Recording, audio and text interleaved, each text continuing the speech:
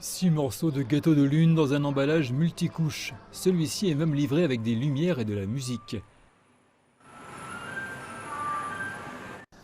Les emballages grandioses et élaborés sont monnaie courante lors de la fête de la mi-automne, où la tradition est d'offrir des gâteaux de lune aux familles, amis et collègues en gage d'amour et de respect.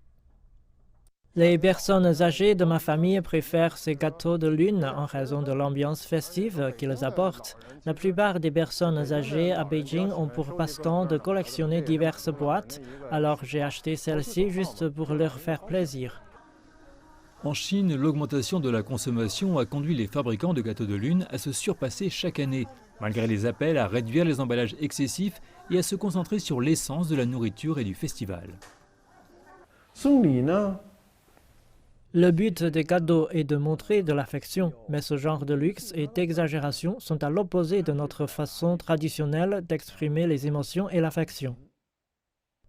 Dans une enquête, 40,2% des personnes interrogées ont déclaré qu'elles étaient prêtes à acheter des gâteaux de lune suremballés, tandis que 43,7% ont déclaré qu'elles achèteraient en fonction de leurs besoins. Les raisons pour lesquelles les gens choisissent d'acheter des gâteaux de lune excessivement emballés diffèrent. Certains disent qu'ils veulent juste rendre l'appareil, tandis que d'autres disent que c'est une préférence personnelle. Mais la plupart des experts disent que ces emballages laissent beaucoup de déchets, dont la plupart ne sont pas recyclables.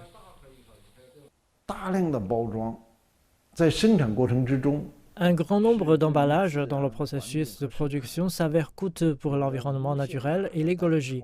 La valeur des ventes de l'industrie du gâteau de lune dans notre pays dépasse 10 milliards de yuans chaque année, ce qui représente une énorme expansion.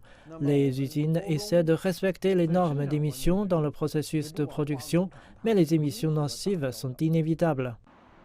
Des données récentes suggèrent que les déchets d'emballage représentent jusqu'à 40% des déchets ménagers urbains en Chine. En septembre, le pays a mis à jour les restrictions sur les emballages excessifs pour couvrir 16 catégories de cosmétiques et 31 catégories d'aliments, dont le thé, le vin et les gâteaux.